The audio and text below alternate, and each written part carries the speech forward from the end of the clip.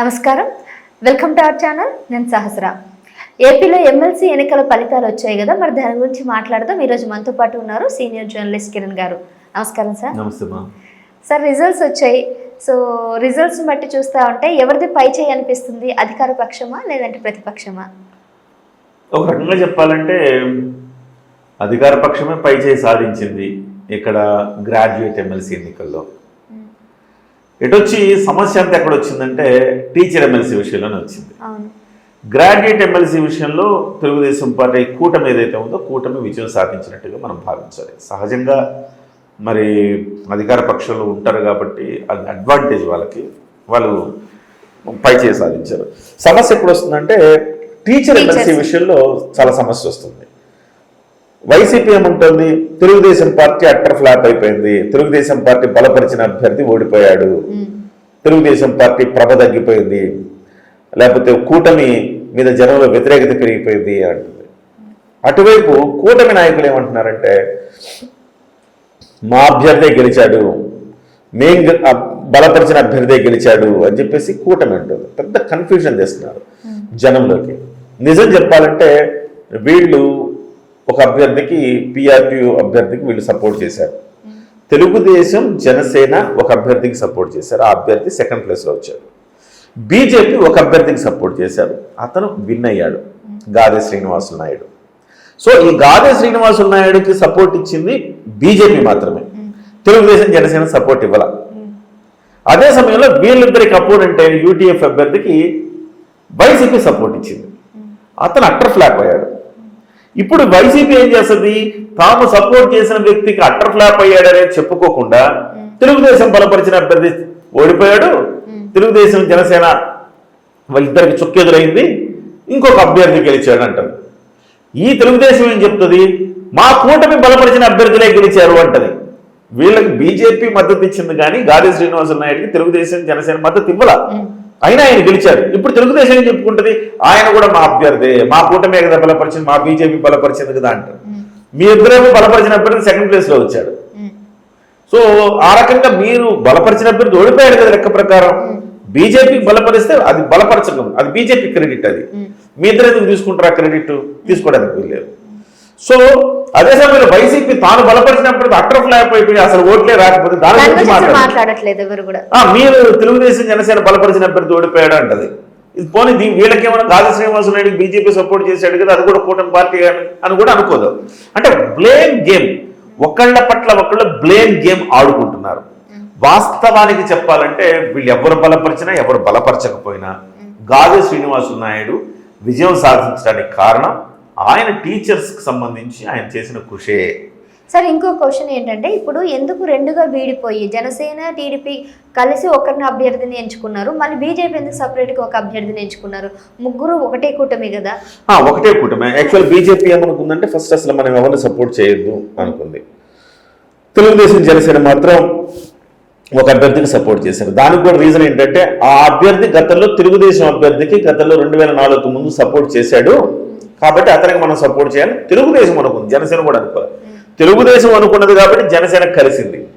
BJP అక్కడ స్థానికంగా ఉండే మాధవ్ అనే నాయకుడు ఈ గాదె శ్రీనివాసులు నాయుడు వ్యక్తిగతంగా సపోర్ట్ చేశాడు. ఇది బీజేపీ కూడా సపోర్ట్ చేయాల, పార్టీ పరంగా వ్యక్తిగతంగా మాధవ్ అనే నాయకుడు సపోర్ట్ చేశాడు. తద్వారా బీజేపీ సపోర్ట్ చేసిందని అంటున్నారు. ఇది వాస్తవానికి ఇది పార్టీలకు సంబంధించిన ఎన్నికలు కాదు. ఇది టీచర్ ఎమ్మెల్సీ. అక్కడ పార్టీ అభ్యర్థులు ఎవరు లేరు, టీచర్లే ఉన్నారు అంతా. టీచర్ యూనియన్లు ఉంటాయి, పిఆర్టీయూ, ఎస్టీఎఫ్, యూటీఎఫ్, సో ఇట్లాంటి యూనియన్లే ఉంటాయి. సో వాళ్ళు పోటీ పడుతున్నప్పుడు ఈ పార్టీలు కొంతమంది మద్దతు ఇస్తున్నామని చెప్పి ప్రత్యక్షంగా వీళ్ళ మద్దతు ఏముండదు. అక్కడ బలపరుస్తారు, తిరుగుతారు, ఓట్లేయండి అంటారు, తెలుగుదేశం పార్టీకి అనుకూలమైన టీచర్లందరూ వీళ్ళకోటేస్తారు. కానీ అక్కడ ప్రధానమైన ఎజెండా ఏంటంటే తెలుగుదేశమా, జనసేన, బీజేపీనా, వైసీపీనా కాదు.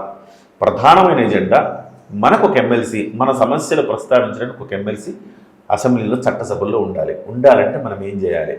మనం బలమైన వాడిని ఎన్నుకుందాం, మన సమస్యల పట్ల గతంలో గట్టిగా వినిపించిన వ్యక్తి ఎవరో వాడని ఎన్నుకుందాం అనుకొని టీచర్లు ఆ రకంగా ఆలోచిస్తారు తప్ప ఇది రాష్ట్ర అసెంబ్లీ ఎన్నికలు కాదు కదా ఏ ప్రభుత్వం వస్తుందని మనం మాట్లాడుకోవటానికి.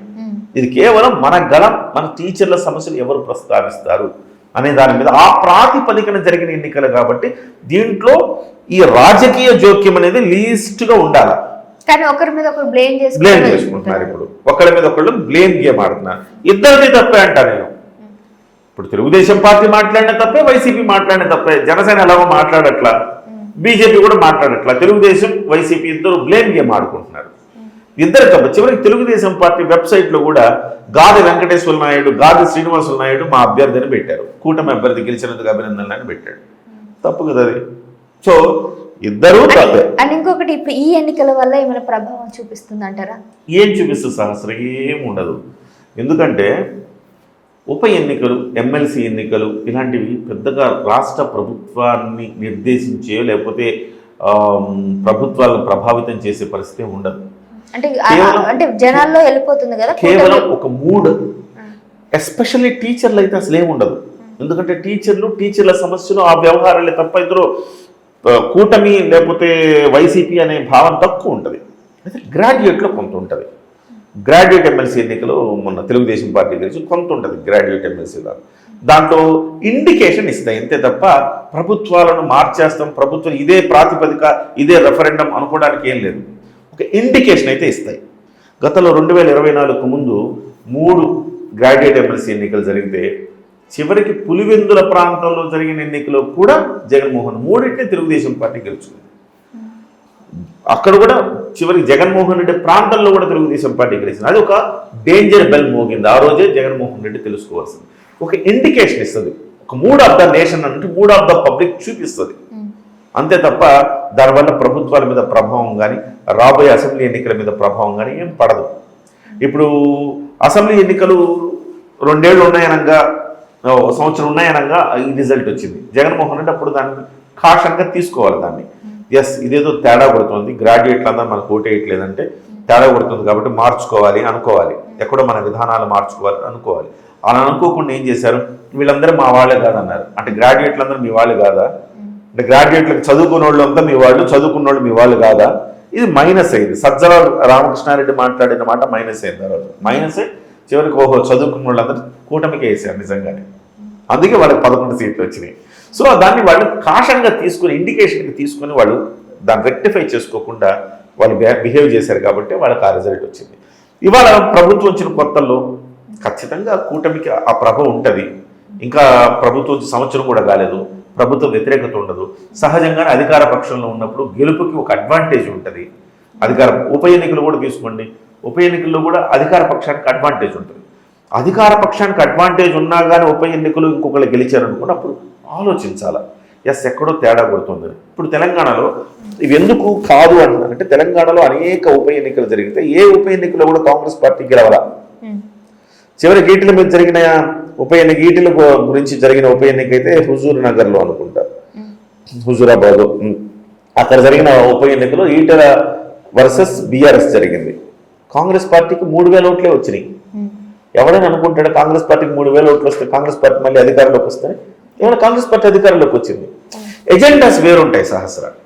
ఆ ఉప ఎన్నికను అక్కడ వరకే చూస్తారు, అలాగే ఈ ఎమ్మెల్సీ ఎన్నికను ఇక్కడ వరకే చూస్తారు. కానీ రాష్ట్రం మొత్తం జరిగే అసెంబ్లీ ఎన్నికల ఆ మూడు వేరే ఉంటుంది. కాకపోతే కొంచెం ఆ మూడ్ ఆఫ్ ద పబ్లిక్ చూసుకోవాలి. ఎక్కడైనా మనం ఏమైనా వీళ్ళు ఇచ్చిన తీర్పు ప్రకారం చూస్తే మనం ఎక్కడైనా మైనస్ ఉన్నామా, రెక్టిఫై చేసుకోవాల్సిన అవసరం ఉందా అనేది ఒకసారి క్రాస్ చెక్ చేసుకోవడానికి మాత్రమే ఈ రిజల్ట్ ఉపయోగపడదు తప్ప ఈ రిజల్ట్ ఉపయోగించుకొని రాష్ట్రం అంతా వైసీపీ ప్రభ వెలిగిపోతున్నాను, తెలుగుదేశం ప్రభ వెలిగిపోతున్నాను మనం అనుకోవడానికి వీల్లేదు. అంటే ఇప్పుడు తెలంగాణలో కూడా ఈ స్థానిక ఎన్నికలను కూడా డిలే చేస్తున్నారు. ఖచ్చితంగా ఓడిపోతామేమో, లేదంటే దీనివల్ల మళ్ళీ ఎఫెక్ట్ పడుతుందేమో ప్రభుత్వానికి అన్నట్టుగా దాని గురించి డిలే చేస్తున్నామని అంటున్నారు. అందుకే నేను ఈ క్వశ్చన్ అడగాల్సి వచ్చింది. అంటే ఏంటంటే స్థానిక సంస్థల ఎన్నికల్లో అధికార పక్షానికి అడ్వాంటేజ్ ఉంటుందని చెప్పాను కదా. ఎందుకు ఉంటుంది అడ్వాంటేజ్ అనుకుంటే, ఇప్పుడు సపోజ్ మీ గ్రామం ఉందమ్మా, అధికారంలో కాంగ్రెస్ పార్టీ ఉంది, మీ గ్రామంలో మీరు బీఆర్ఎస్ని గెలిపించుకోవాలని అనుకున్నారు అనుకోండి. బీఆర్ఎస్ని గెలిపించుకోవడం వల్ల మీకు నష్టమే కానీ ఉపయోగం ఉండదు. మీ గ్రామంలో సర్పంచో లేకపోతే ఎంపీటీసీను జెడ్పీటీసీను బీఆర్ఎస్ వాళ్ళు గెలుస్తారు, కానీ వాడికి ఏ పనులు జరగవు, నిధులు రావు, పనులు జరగవు. అప్పుడు ఏం చెప్తుందంటే అధికార పక్షం, మీ గ్రామం బాగుపడాలంటే, మీ మండలం బాగుపడాలంటే మా వాడిని గెలిపించండి, మీకు నిధులు ఇబ్బంది లేకుండా మొత్తం అభివృద్ధి జరుగుతుందని చెప్తుంది. వీళ్ళు కూడా ఏమనుకుంటారంటే ఇప్పుడు ఏం దీనివల్ల ముఖ్యమంత్రి స్థానం మారిపోద్దా, లేకపోతే కూడా మారిపోద్దా, అట్లీస్ట్ మనకు కావాల్సిన మన ఊరికి ఆ 4 పనులు కావాలి. అధికార పక్షంతో పాటు ఉంటే ఆ 4 పనులు అవుతాయి.